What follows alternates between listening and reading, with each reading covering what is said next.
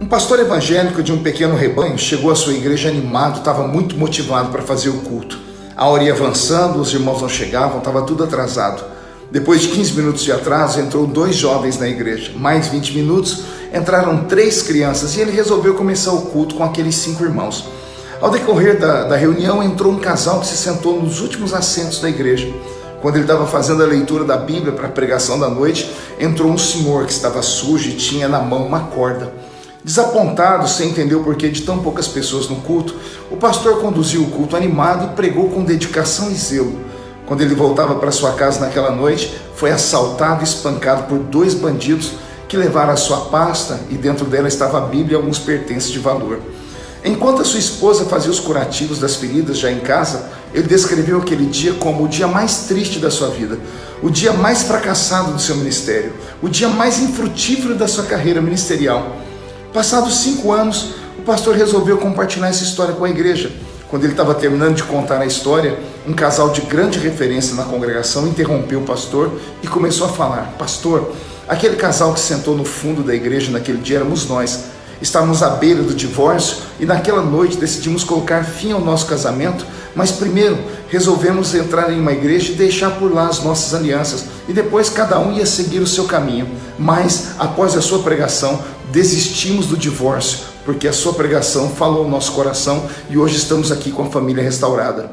Enquanto o casal falava, um empresário bem-sucedido que congregava lá e ajudava o ministério da igreja acenou pedindo oportunidade para falar.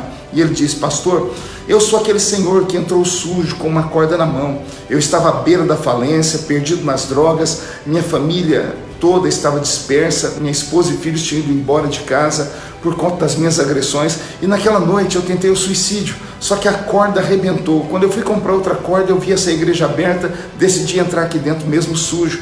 Naquela noite a mensagem atingiu meu coração e eu voltei para casa com ânimo para viver, e hoje estou livre das drogas, minha família voltou para casa e eu me tornei um empresário de sucesso."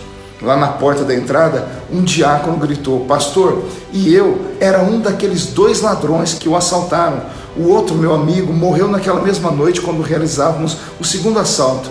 Naquela pasta do senhor tinha uma Bíblia e eu passei a ler a Bíblia todos os dias de manhã quando eu acordava. Depois, tocado pelo Espírito, vim a esta igreja e me converti." O pastor ficou em choque, começou a chorar junto com a congregação. Afinal, aquela noite que ele considerava ter sido um fracasso foi uma noite de milagres. Lições dessa história: exerça o seu chamado com dedicação e zelo, independente do número de membros que você pastoreia. Dê o seu melhor todos os dias, pois cada dia você é um instrumento para a vida de alguém.